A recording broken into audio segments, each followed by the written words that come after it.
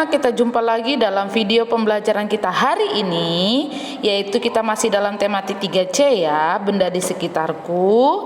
Nah, kita sudah pertengahan dalam subtema 4, keajaiban perubahan wujud di sekitarku. Nah, hari ini kita masuk dalam pembelajaran 3 sampai 4. Nah, Miss mau tanya, ketika sudah membaca, lihat di halaman 143 itu ada bacaan. Nah, menjadi literasi kita hari ini ya 143 sampai 144. Jadi di stop dulu videonya, lalu baca dulu halaman 143 sampai 144 ya untuk literasi. Setelah selesai membaca baru melanjutkan video ini, oke? Oke. Nah, kita akan belajar dalam pemanasan global. Apa itu pemanasan global? Nah, pemanasan global itu adalah perubahan pada bumi, merupakan meningkatnya suhu atmosfer laut dan daratan. Jadi suhu atmosfer, suhu laut, dan suhu daratan itu meningkat karena adanya pemanasan global.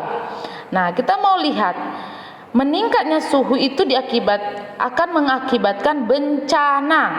Ya, meningkatnya suhu itu akan mengakibatkan bencana. Apa saja bencananya akibat pemanasan global? Yang pertama, diawali perubahan wujud es di kutub utara dan selatan yang mencair sehingga permukaan air laut bertambah naik. Itu yang pertama.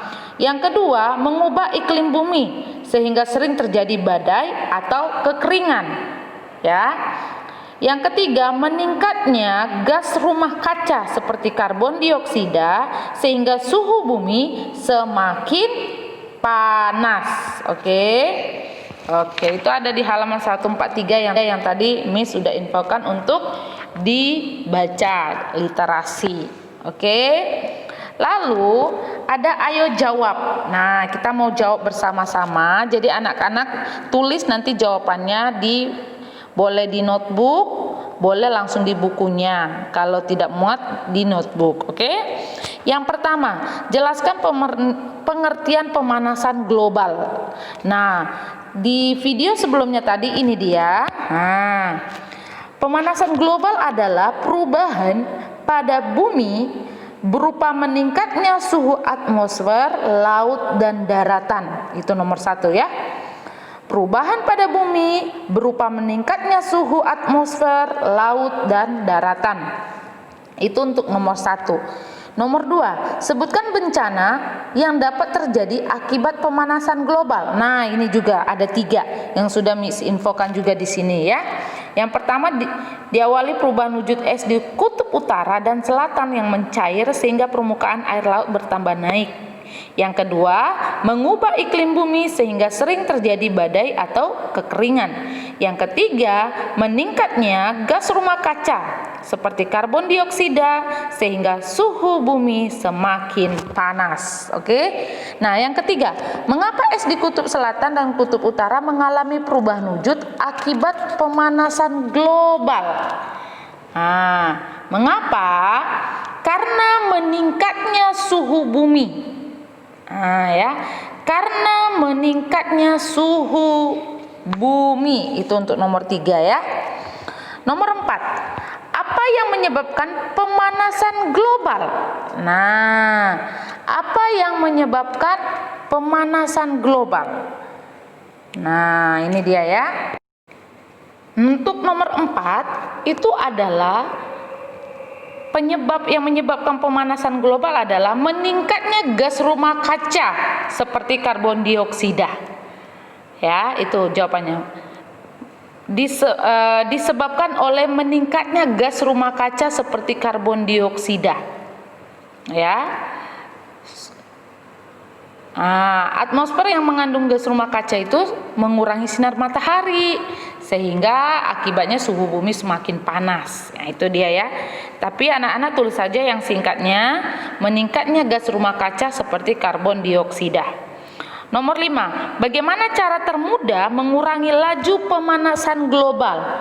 Nah, cara menguranginya untuk nomor 5 adalah dengan hemat pemakaian air dan energi listrik.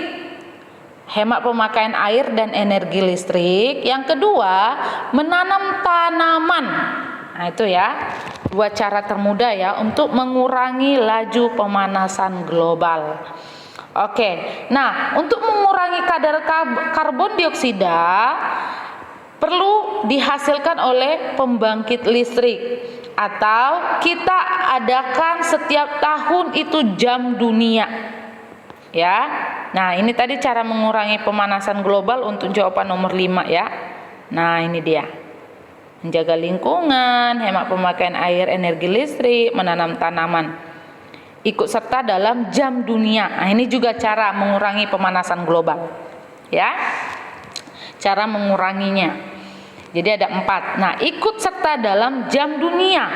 Nah, apa itu jam dunia? Jam dunia adalah kegiatan mengurangi kadar karbon dioksida dengan mematikan alat listrik selama 1 jam pada malam hari. Bisa buka di halaman 145, dibaca 145-nya. Ya, ini ayo jawab, ini sudah jawab ya tadi ya tugasnya ya. Jadi tinggal disalin. Nah, ini dia ya. Ada di halaman 145 jam dunia. Nah, biasanya itu berlangsung pada bulan Maret kalau jam dunia, setiap tahun pada jam 20.30 sampai 21.30. Jadi 1 jam dari setengah 9 sampai setengah 10. Apa tujuannya? Tujuannya untuk menghemat energi listrik. Tujuannya untuk menghemat energi listrik. Nah, halaman 146 sampai 148 itu ada soal yang mengubah satuan. Nah, kita mau bahas untuk mengubah satuan. Karena di pembelajaran sebelumnya itu sudah kita pelajari. Ubahlah soal-soal berikut ke dalam satuan menit. Nah, ini sama dengan video pembelajaran sebelumnya. Tugas MTK di halaman sebelumnya, yaitu di halaman 135, mengubah satuan menjadi satuan menit. Mis kasih contoh, 1 jam 26 menit. Jadi 1 jam itu jadikan menit dulu, baru menit ditambah menit. Contoh, 1 jam itu 60 menit ditambah 26 menit menjadi 86 menit. Nah, ya. Nomor 2, 2 jam 32 menit. Sehingga 2 jam 2 dikali 60 hasilnya 120 menit ditambah 32 menit menjadi 152 menit. Jadi dia sama ya caranya ya. Sama caranya dengan kemarin kita sudah pelajari di video sebelumnya, video kemarin, yaitu pembelajaran 1 sampai 2 di halaman 135. 134 dan 135 itu ada contoh latihan kemarin. Nah, bisa dilihat dan ditulis caranya seperti di halaman 134. Oke, untuk halaman 146 ini. Ya. Oke. Lalu di halaman 147, nah, di halaman 147 ini ada contoh soal Miss kasih di sini. Ayah sedang mengetik kerjaan kantor selama 1 jam 45 menit. Lalu setelah ayah selesai membantu kakak mengetik tugas setelah ayah selesai, ayah membantu kakak mengetik tugas dari sekolah selama 2 jam 10 menit. Berapa lama ayah mengetik di depan komputer? Nah, di sini anak-anak tinggal satuin dulu, jam ke jam jumlahkan, menit ke menit jumlahkan. Nah, bagaimana cara menjawabnya? Anak-anak harus tulis dulu, diketahui, dik atau singkatnya dik. Dik itu diketahui ya. Ayah mengetik kerjaan kantor itu selama 1 jam 45 menit. Lalu diketahui yang kedua, ayah mengetik tugas kakak itu selama 2 jam 10 menit. Nah, ditanya atau disingkat dengan dit, lama ayah mengetik. Nah, jawabnya, nah ini dia. Bilangan jam dulu disatuin. Jamnya 1 jam tambah 2 jam 3 jam. Lalu itu kedua, bilangan menitnya yang dijumlahin. 45 menit ditambah 10 menit menjadi 55 menit. sehingga hasil penjumlahannya 3 jam 55 menit. Nah, ini contohnya ya. Nah, di halaman 148 itu ada tugas. Ayo berlatih. Nomor 1 dan bagian nomor 2. Ya, ayo berlatih. Contohnya tadi yang seperti di Zoom ini ya. Jadi anak-anak pindahin dulu jam ke jam, menit ke menit, baru hasil penjumlahannya. Sama seperti yang Miss infokan di video ini, ya. Bagian nomor 2 itu pengurangan. Jadi sama tetap, bilangan jamnya taruh, dicampur tapi dikurang. Bilangan menit juga dicampur tapi dikurang. Hasil pengurangan. Kalau nomor 1 itu penjumlahan, nomor 2 itu pengurangan. Kolomnya ya, lihat ya. Oke? Oke, pasti sudah bisa semua anak-anak ya. Nah, cara menghentikan bola. Nah, ketika kita tadi sudah bermain jam, nah ketika kita berolahraga itu pasti membutuhkan waktu, ya kan? Satu kali main mungkin bisa setengah jam, bisa 1 jam. Nah, tetapi cara untuk menghentikan bola bukan menghentikan permainannya, tidak. Tapi cara menghentikan bola, anak-anak bisa lihat di halaman 150, ada 4 cara. Tapi kita harus tahu dulu, dalam permainan sepak bola, teknik dasar yang harus dikuasai apa? Yaitu menghentikan bola atau menahan bola, stopping. Ya. Apa tujuannya?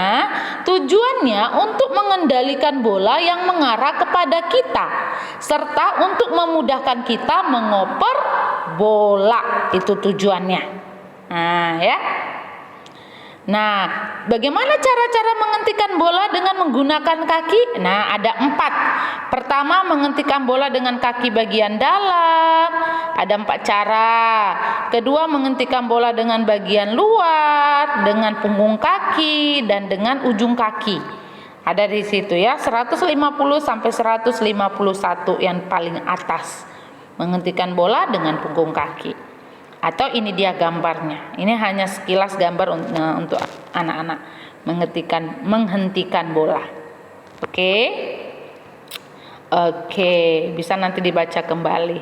Nah, di halaman 151, ketika kita sudah bermain tadi bola, itu kan pasti sangat panas sekali, sangat lelah sekali dalam berolahraga. Nah, bagaimanapun suasana pun akan bertambah mungkin riangkah atau capekkah. Tetapi di sini ada sebuah puisi yang dibacakan oleh Pak Guru, yang berjudul Embun Pagi. Nah, apa itu yang disebut dengan puisi? Puisi adalah sebuah karya sastra, hasil dari ungkapan dan perasaan seseorang dengan bahasa yang terikat irama, matra, rima, penyusunan lirik, dan bait. Jadi satu puisi itu terdiri dari 4 lirik ya. Nah, bisa juga dia a i u e o. Nah, puisi memiliki unsur sajak, bait, baris, dan tipografi. Ini hanya selintas ya, kita tidak membahas per itemnya. Nah, apa fungsinya? Fungsi puisi itu adalah untuk mengekspresikan perasaan yang diungkapkan oleh si penulis, diisi dengan kata-kata yang padat dan kaya makna. Nah, apa itu sajak? Sajak itu adalah ekspresi kehidupan yang menggunakan bahasa. Ya. Nah, tugasnya membaca puisi di halaman 151 yang berjudul Embun Pagi. Divideokan dan kirim ke WA ya. Nah, Miss akan mencontohkan untuk pembacaan puisi. Nah, kalau cara Miss membaca puisi itu seperti mengayun-ayun. Contohnya ya. Embun pagi. Ketika bangun pagi, kulihat embun pada tangkai, daun, dan bunga. Bentuknya bening seperti berlian, berkilau terkena cahaya mentari. Embun yang kulihat itu seolah menyapa, "Hai, selamat pagi." Ketika aku bangun dari tidur untuk bersiap ke sekolah, butiran embun pagi yang kulihat membuat diriku segar dan bersemangat mengisi hari-hariku, menggapai cita dan harapan. Oke, itu hanya contoh saja yang Miss buatkan atau yang Miss bacakan puisi embun pagi ini. Nah, Miss percaya anak-anak Miss pasti bisa lebih bagus lagi, lebih baik lagi dari cara Miss. Ya, jadi nanti jangan lupa itu divideokan dan dikirim ke Miss. Oke? Oke. Nah, tugas kita sudah selesai. Untuk hari ini jangan lupa di video dan tugas yang lain fotonya dikirim ke Miss. Oke? Sampai jumpa di pembelajaran selanjutnya. Bye bye.